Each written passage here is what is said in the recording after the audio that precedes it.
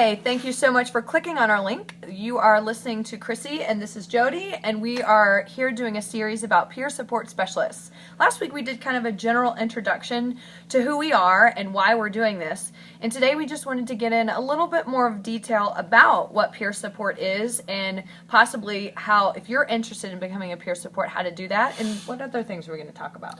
I can't wait to talk about this. We're going to talk about the movement and where it's going. Yes. And why it's so important.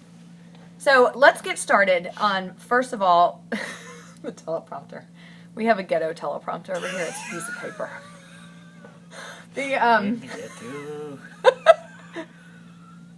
What is peer support and why is it important? So I think that we probably will both just tell our own personal perspectives about it. Peer support to me is being able to be with someone while they're going through their symptoms of their mental illness and when they're striving toward recovery, and be there for them and to let them know that they're not alone.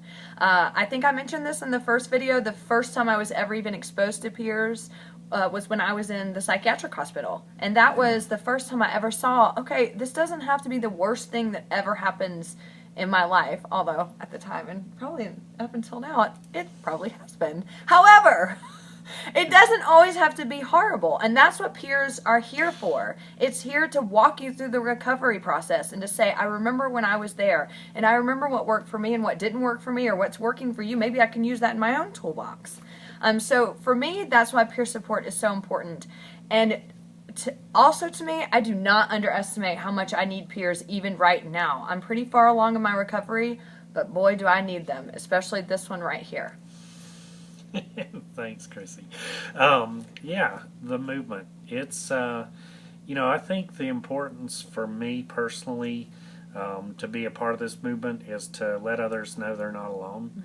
Mm-hmm. Every day that I do peer support, I want the me toos. I want people saying, me too, me too. And that's what's important, is to know you're not alone, and know not only are you not alone, but you're also going through things that others have gone through as well. My recovery started the day that I went to the Bartow County Peer Support Wellness and Respite Center, and basically there was a guy there that I was so afraid of what I was going to reveal to him. I was afraid he was going to just basically go, I don't want to hear anymore. I don't want to be any part of what you're talking about. But every step that I took with him, there was acceptance. Mm-hmm. And that acceptance encouraged me to go further with what I was experiencing. And before long, we made this incredible connection. And I could say me too with a lot of what he was going through. Mm-hmm. And my therapist referred me to the Peer Support Wellness and Respite Center, and it's where I learned about peer specialists and what they do, and I eventually became one there. And I made leaps and bounds in my recovery. Mm-hmm. Now, you may be thinking to yourself, oh, look, I have a mental illness. I should be a peer specialist. We're here to tell you that it's not as easy as just having a mental illness and then being able to say, I'm ready to support people. I've been years and years and years into my recovery, and I wasn't ready to be a peer specialist, and I'm so glad I didn't pursue it until the last year. There are just things that you have to be, I believe, at a certain place in your recovery, but you also have to be ready to learn and to be able to put your own illness in the background. So being a peer isn't necessarily, I'm going to go in and give support and get the support that I need for my mental illness. It's not that way at all. So I'll share a little bit about what it was like for me when I first got started, but I'll let Jody go first about what do you think it takes to be cut out to be a peer specialist? I think that, a big one is you need to be a professional listener. You have to be able to tune into what people are saying, and there's something called motivational interviewing where you need to be able to ask an open-ended question once they say what they need to say. You need to come back with a really good question that lets them know that, one, they were heard, but two, they were understood. Mm-hmm. And I think being able to validate people's experience is something that a good peer specialist can do. a lot of people have had trauma in their life and they've gone through so much. And just to validate their experience is huge. And then finally, empathy. You know, Yes. you have to be able to put yourself in someone else's shoes. Empathy is different from sympathy. Everybody can feel sorry for you. And that's what we don't want to do in this role. But empathy, that's, that being able to put yourself in their shoes and truly understand their worldview and where they're coming from. That's, to me, that sums up, some of the things that a peer specialist needs. Worldview. That was what I was thinking when he was talking. And that is basically, you can have the same illness as someone else. I mean, exact same symptoms and everything, but that person's coming from completely different trauma, completely different life, and you have to be able to accept that worldview and say, this may be different than mine, but that doesn't mean this person is less than less than me, or that they don't deserve the same amount of empathy or ability to listen to what they've been through. When I first started working here as a peer specialist, I came in with bells on thinking, oh, I'm going to be so good at this. I was not. And thank goodness, I worked with Jody, and I got to watch him, and the hardest thing to learn how to do is listen. If you think you're a good listener, you're probably not.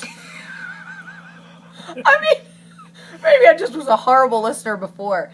But, try it sometime. Sit down with someone and really just concentrate and listen to everything that they have to say, not formulating what it is you want to say after, but more importantly, just wanting to know more by asking open-ended questions and things like that. It is a very hard skill to master. I don't even know if I'm halfway there. Yeah, it's hard enough to listen, but, a lot of times in this profession, you're hearing stuff that's not comfortable to listen to. Yes.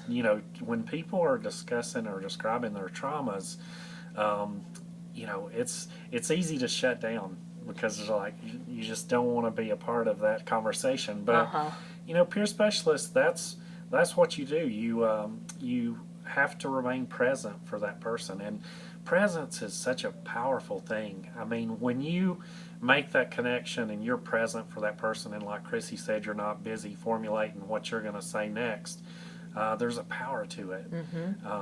And there's just nothing else like it. It's not about your experience when you're a peer specialist. Your experience is helpful, and I've used my own personal experience to get people to open up. That's about the only time. Unless it's something comparative and they're having a really hard time, I try to say, when I went through this X, Y, and Z, they're not interested in your experience, are they? No. They're not. They want to talk about themselves. And so do we. When we need help, when we need to support, I want to know about his experience. I'm kidding. Okay. I love his experience. I'm sorry, Christy. I was thinking about what I was going to say next. So sorry. And then we did put this on the teleprompter. But another thing is triggers.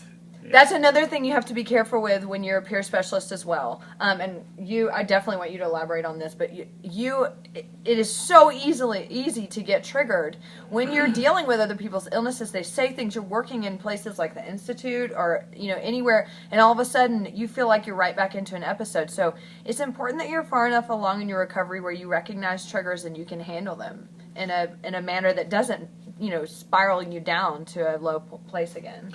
So one of the things that I use in my wellness toolbox is catch it, check it, change it. Yes. When I get triggered, my mind becomes irrational. And so what I do is basically first observe that I'm triggered. I have to, I am triggered. And then I think to myself, I just had an irrational thought. That this person is going through this. I've identified with it. My mind, I overthink situation, and then I check it. Going, you overthink things? Just a tinge. No. Just a tinge. Sorry, go ahead. So then, I basically go, is this a rational thought? So I check it against reality, and then I change it. I go, I'm triggered. This is not rational. This is rational, and this is how I'm going to move forward. So that's what, Chrissy was saying, that, she took some time with her own recovery before she started her profession as a peer specialist. You really have to learn the tools, because knowing the tools can help you get past your own stuff, like you were saying. But yeah, it's it's the most scary part of being a peer specialist, but it's also the most rewarding, knowing that you can overcome a triggering situation. And so finally, what is the future of mental health? Right here. You're looking at it. Ta-da! Peer specialists. This is a movement that I think a lot of people don't believe is happening, and it's slowly going uphill like a train going up a mountaintop. I think I can. Exactly. We think we can. We know we can. This is a tough thing. It's first of all, it's changing an entire industry, and that kind of change takes a long time, and people are super resistant to it. And so I think we have to be a little bit careful when we're talking about this, even right here, because we have absolute respect for the industry and the people that work in the industry, but we definitely know that our services can expedite people's recovery. And so it's been a hard fit. It's not like cogs going together and now it's all running smoothly. It's a tough transition, and it's tough for us because it makes us feel like we're not taken seriously. But you have to have a thick skin, and you just have to believe in what you're doing and remember how peers have helped you. That's the way that I deal with it. What do you think? Yeah, I think of a couple of things. One, I'm not saying we're the same, but there's very similar struggles. The civil rights movement was bumpy. Mm-hmm. The gay rights movement was bumpy. The peer movement, it's bumpy. Mm-hmm. We I think of a great analogy. Lawyers had secretaries in the beginning, and over time, the secretaries started doing a lot of the work of the lawyers. Mm-hmm. And that's when secretaries stepped up and said, we need a new title. And that's when paralegals came about. So interesting. I love that. So, we're in that phase, I think. A lot of the peer specialist positions in the beginning were voluntary. And now we've gotten to the point where we're paid. And that's a huge leap to be recognized with pay. And I think it's important to note that, and Jody and I know are on the same page with this, is that we aren't interested in going in and being clinicians. We aren't interested in writing treatment plans. We're not interested in taking people's jobs. And I think that maybe that's part of the reason why people are resistant is I don't, first of all, think I'm qualified in any way to do that, but that's not what I want to do. The beauty of being a peer specialist is that you're on the same level with the person that's getting the treatment. Not that there is even any above or below, but you're there fully to say, I have been where you have been. I have been hospitalized. I've had a suicide attempt. I've been at rock bottom. I'm here to walk you through it. And there's nothing more powerful than that. In fact, I believe we gain trust even quicker than an actual clinician could just because of that. It's a non-threatening collaboration. Yeah. It's like, I think I'm getting this correct in saying that the peer movement has been helped with Alcoholics Anonymous. Yes. It's people getting together with similar struggles and helping each other along the way. Mm-hmm. So, We're excited about the movement, though, and we work with plenty of people in our own company, but all over Denver that are really on board with peers and really support peers 100%. So we feel fully supported. We don't care what anybody else thinks. That's right. Isn't that right? Anyway, so that concludes our video today, but let's turn it over to final thoughts, and then we'll sign off. What do you think? I think this was a very good session. Mm-hmm. I want to throw out a teaser there. At some point in this series, I want to talk about we talk about making a connections as one of the first things you do with a peer. I want to go over the 13 disconnects. A lot of times, you focus on the connection. Let's talk about what some disconnects are and how to avoid them. I think I need to just listen to him when he talks about that to make sure I'm not doing those. And the 5 stages of recovery, we need to go the 5 stages of recovery too. That's right. God, we've got so much to discuss. I wish we could just do it all in one and we could have like an 18-hour video. Don't you?